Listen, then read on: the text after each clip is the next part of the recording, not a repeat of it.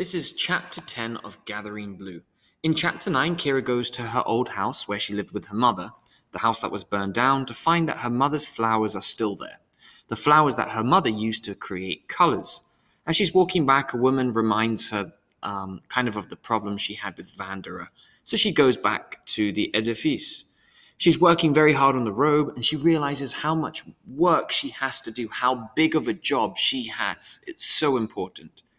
Then she goes to see Thomas when she finishes, and she looks outside and she sees all of the men are ready to go hunting, some of them fighting, grabbing the spears.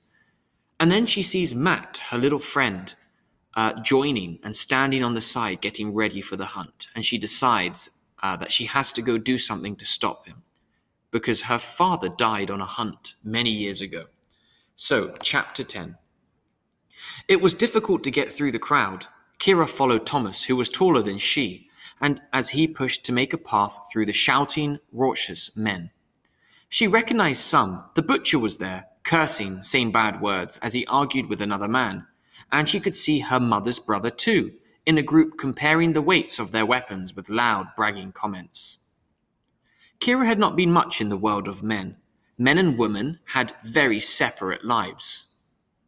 She had never envied them. Now, as she found herself jostled by their thick, sweat-smelling bodies, as she heard their muttered angry comments and their shouts, she found herself both frightened and annoyed. But she realized that this was hunt behavior for men, a time for flaunting and boasting, a time for testing each other. No wonder Matt, with his childish swagger, wanted to be part of it. So she's just saying that men and women are very different in this community, okay? This is something she's never experienced, seeing all the men together being killing stuff. And she's like, okay, what is going on? A light-haired man, so with blonde hair, with blood smeared on his arm, turned from a shoving match and grabbed at her as she hurried by. "Here's a trophy," she heard him call out. But his friends and companions were preoccupied with their argument. Using her walking stick as a prod, she pushed the man away and wrenched her wrist free from his grasp. "You shouldn't be here," Thomas whispered when she caught up with him. They had almost reached the side of the square where they had last spotted Matt. It's always only men, and at hunt time they act brutish. Kira knew that. She could tell from the smell, the coarse quarreling, the arguing, and the noise that was not a place for girls or women, and she kept her head lowered and her eyes on the ground, hoping not to be noticed or grabbed again. "There's Branch!" She pointed at the little dog, who recognized her and wagged his crooked stub of a tail. "Matt will be nearby." With Thomas beside her, she pushed her way through and found him, still prancing with his spear. Its sharp point was dangerously close to the other tykes. "Matt!" she called in a scolding voice. He saw her, waved and grinned. "I'm Matty now," he called. So remember, the older you are, the longer your name is. So he was Matt, now he's Matty. Exasperated, Kira grabbed the spear shaft just above his hand. "You won't be 2 syllables for a long time, Matt," she said. "Thomas, take this." She removed the spear, the weapon, from Matt's grasp and handed it carefully to the carver. "Yes, I be," Matt said, laughing and proud. "Looky here, I've got me a manly pelt." The little boy raised both arms above his head to show her his joke. Kira looked. His underarms were thick with some kind of growth. "Oh, what is that?" she asked him. Then she wrinkled her nose. "It smells terrible." She touched it and pulled some away and began to laugh. "Matt, that's swamp grass. It's awful stuff." "What do you mean?" "Plastering yourself with it." She could see that he'd smeared it on his chest as well. I think Matt's pretending to have hairy chest and hairy arms to be like, "Look, I'm a man!" But he's not.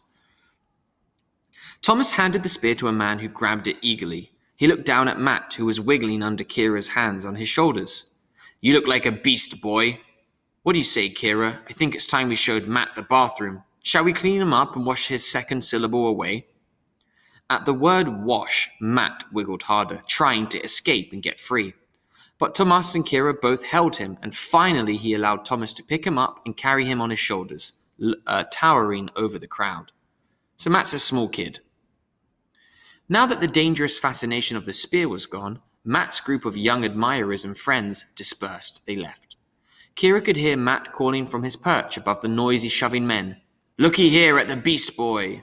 No one looked or cared. She found Branch underfoot and picked him up to keep him safe from so many trampling feet. Carrying the dog tucked under her free arm, Kira leaned on her stick and followed Thomas. They edged their way around the crowd and back into the quiet of the building's corridors. So they went and got Matt, and they got him out. It's like, "Matt, you're still a kid. You don't need to do this." Kira listened, laughing to the wails and whimpers as Thomas mercilessly scrubbed both Matt and Branch in his bathroom tub. So they took Matt to get his first ever bath. "Not me hairs too," Matt howled in protest as Thomas poured water over his tangled mop of hair. "You're drowning me!"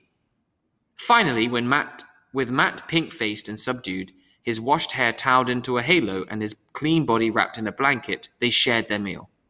Branch shook himself briskly as if he had just played in the stream, then settled himself on the floor and nibbled at scraps they handed to him. Matt sniffed warily at his own hand and grimaced. "That soapy's horrid awful," he said. "But I like the food," he added, and filled his plate again.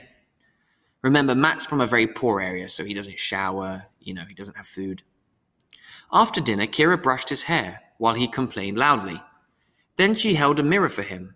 Mirrors had been new to her too when she came to live here, and they gave an image different from the stream reflection that had been all she had known of herself.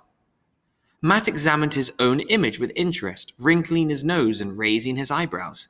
He showed his teeth, growled at the mirror, and startled and scared Branch, who was sleeping under the table. "I be so fierce," Matt announced smugly, proud of himself. "You would have drowned me, but I fought so fierce." Finally, they redressed him in his raggedy clothing. He looked down at himself. Then he reached suddenly for the leather thong around Kira's neck. "Gimme," he said. She pulled back, annoyed. "Don't, Matt," she told him, and pulled her necklace loose from his hand. "Don't grab. If you want something, you should ask." "Gimme is an ask," he pointed out, puzzled and confused. "No, it isn't. You should learn some manners. Anyway," Kira added, "you can't have it. I told you it was special." "A gift?" Matt said. "Yes, a gift from my father to my mother." "So she'd like him best?" Kira laughed. "Maybe so, but she already liked him best." "I want a gift. I never be having one." Laughing, Thomas and Kira gave him the smooth bar of soap, which he tucked solemnly into his pocket.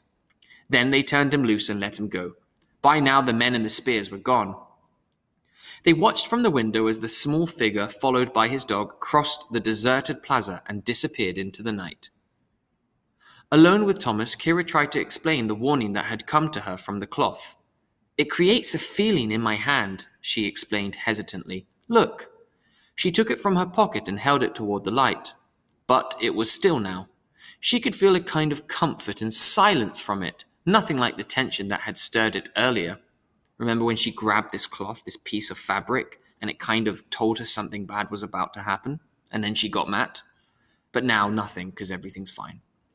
But she felt disappointed that it now seemed no more than a scrap of cloth. She wanted Thomas to understand. She sighed. "I'm sorry," she said. "It seems lifeless, I know, but there are times." Thomas nodded. "Perhaps the feeling is for you alone," he said. "Here, I'll show you my bit of wood." He went to a shelf above the table where he kept his tools and took down a piece of light-colored pine, small enough to fit in the palm of his hand. So it's a piece of wood. Kira could see that it was intricately decorated with carved designs that interwove around its complicated curves. So it's a nice piece of wood that Thomas has always had. "You carved this when you were just a tyke?" she asked him in surprise. She had never seen anything so extraordinary. The boxes and ornaments that were on his work table, beautiful in their own way, were much simpler than this small piece. Thomas shook his head. "I began to," he explained. "I was learning to use the tools. I began to try them on this small chunk of wood that had been discarded, and it—" He hesitated. He stared at the piece of wood as if it mystified and confused him still. "It carved itself?" Kira asked. "It did. It seemed to, at least. It was the same for me in the cloth. It's why I understand the way the cloth speaks to you. The wood speaks in the same way. I can feel it in my hand. Sometimes it—" It warns you? Kira asked, remembering how the cloth had seemed to tense and tremble, shake, when she saw Matt holding the spear. Thomas nodded. Yes, and calms me, he added.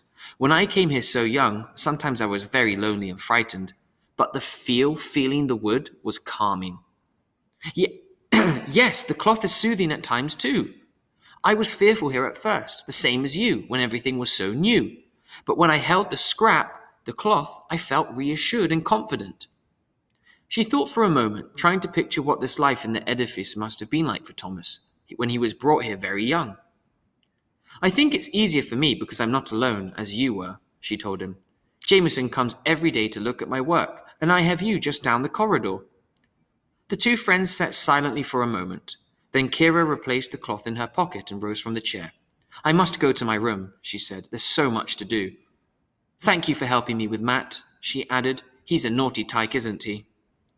Thomas returned his carved piece to the shelf, agreed with a smile, a grin. Horrid naughty, he said, and they laughed together with affection for their little friend. So that's the end of the chapter. So they go out to find Matt, Dirty Matt, and his dog, and Matt's, pretending he's a man and he's ready for the hunt. They eventually bring him back to where they live, and Thomas gives him a bath, his first ever bath. He's dirty and smelly, and he's put things all over his body to try and pretend he's a man, and they end up washing him. And at the end, the two, Thomas and Kira, seem to be like they're quite good friends, and they're talking about the cloth, and Thomas is talking about the piece of wood and how it makes them happy. That's the end.